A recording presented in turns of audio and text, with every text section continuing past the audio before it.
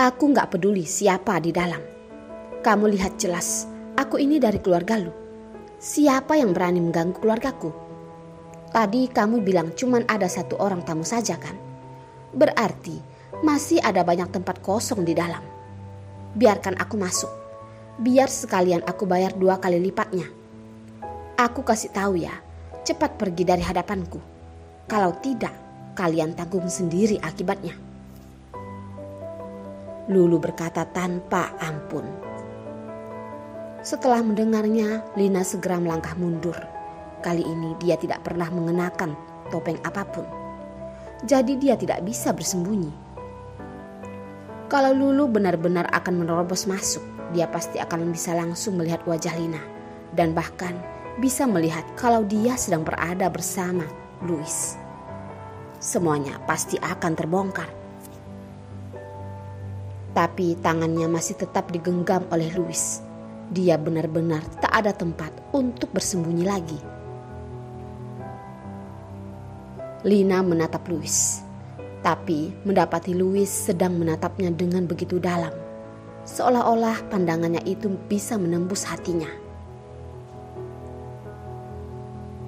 Takut? Apa perlu aku bantu?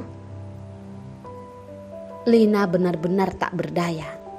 Pria ini berperilaku seolah-olah kejadian ini tak menyangkut dirinya sendiri. Padahal sudah jelas dia termasuk salah satu pihak tersangkut. Dan yang menciptakan situasi ini juga adalah dia sendiri.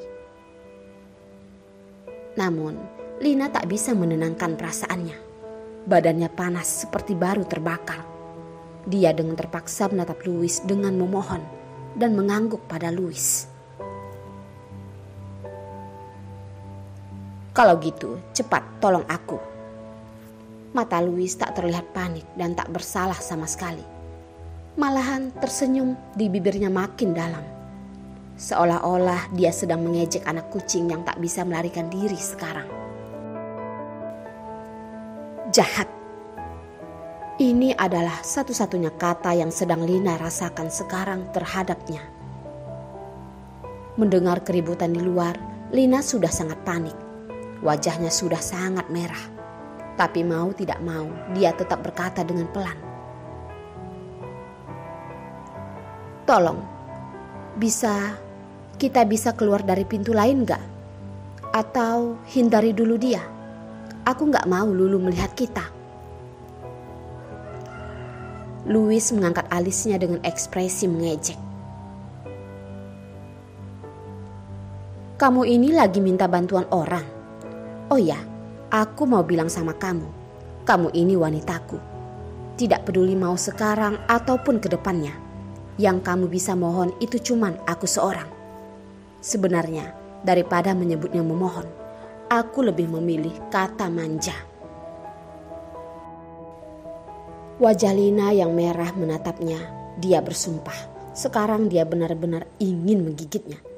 Supaya dia bisa melepas tangannya yang terus menggenggamnya.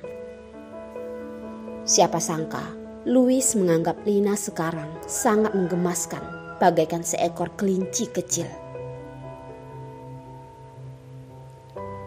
Kalau kamu gak teruskan, kayaknya bentar lagi pasti dia akan menerobos masuk. Lagi pula pelayan itu juga sudah tidak bisa menahannya lagi. Lina memejamkan matanya, menenangkan hatinya. Dengan terpaksa dia memberanikan diri dan mengerahkan segalanya. Tangan Lina yang bergemetar memegang kemeja Louis. Menggerakkannya dengan lembut, tapi tetap tidak berani mengangkat matanya menatap Louis. Boleh gak? Walaupun hanya adalah sebuah gerakan sederhana, tapi wajah Lina sudah merah merona. Ini pertama kalinya dia dimanjakan seorang pria. Perasaan malu ini seperti sebuah arus listrik mengalir dari tangannya sampai ke tubuhnya.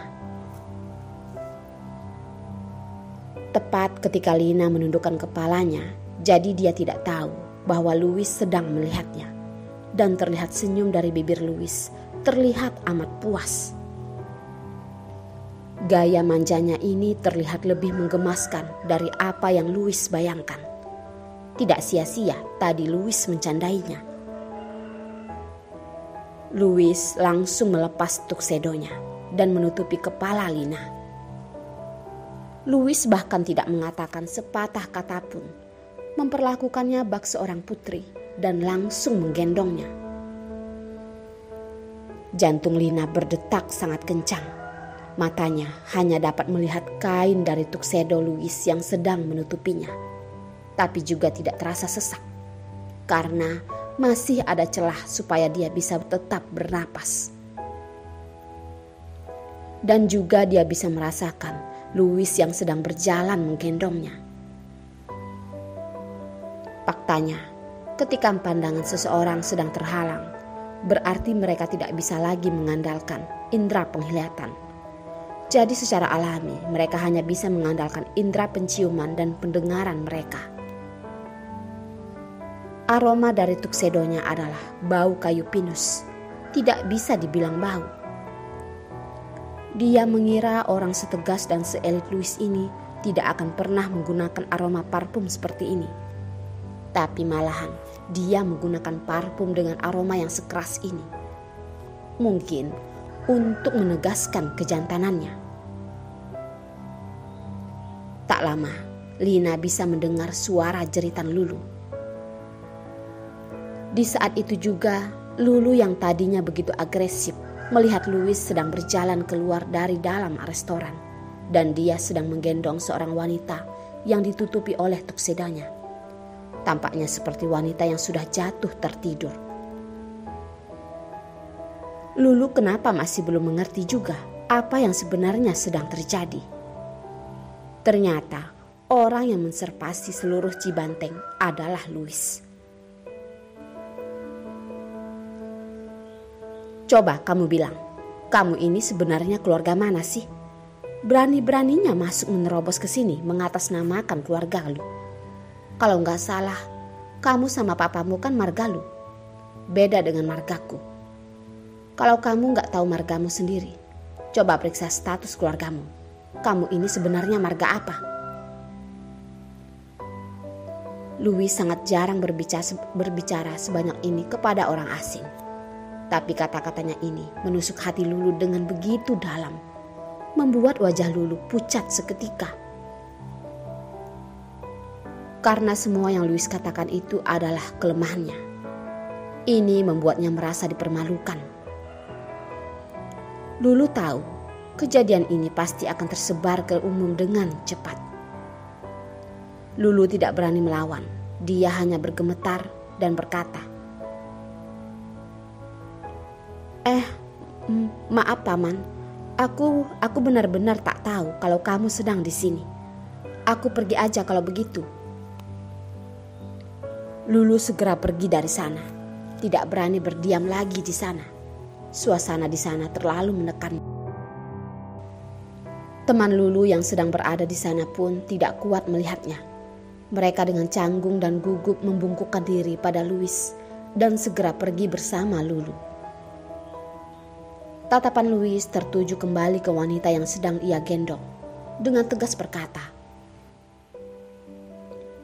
"Udah dengar belum? Yang seharusnya pergi dari sini bukan kita, melainkan mereka.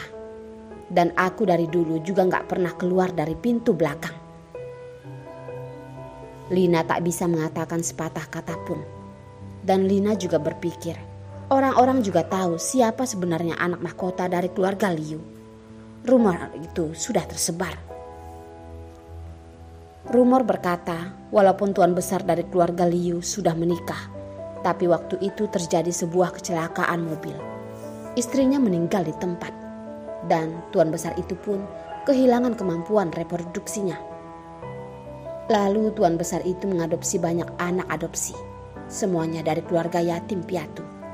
Kemudian dia memilih yang paling baik untuk dia jadikan penerusnya.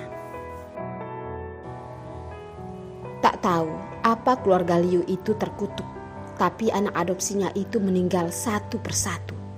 Ada yang meninggal karena kecelakaan, ada yang bunuh diri, ada yang hilang untuk selamanya.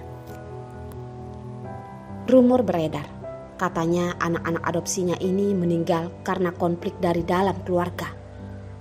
Pada akhirnya hanya tersisa satu orang. Anak adopsinya ini saat itu juga sudah menikahi seorang perempuan dan punya anak, yaitu Lukas dan Lulu. Awalnya semua ini sangat lancar, tapi siapa juga tak tahu cucu dari Tuan Besar sebenarnya datang dari mana. Menurut kabarnya Tuan Besar sudah punya anak sebelum terjadi kecelakaan itu. Tuan Besar tidak pernah mengatakan apapun berkaitan dengan dari mana datangnya cucunya itu, si Louis. Makanya sampai sekarang tidak ada yang tahu kehidupan Louis sebelum ia ditemukan. Semenjak itu, struktur dari keluarga Liu sepenuhnya berubah. Louis menjadi pewaris utama keluarga itu. Tapi keluarga anak adopsi dari Tuan Besar juga tidak pindah dari rumah besar keluarga mereka. Malahan tinggal bersama keluarga kandung dari Tuan Besar. Tapi Louis juga sangat jarang tinggal di rumah besar keluarga mereka.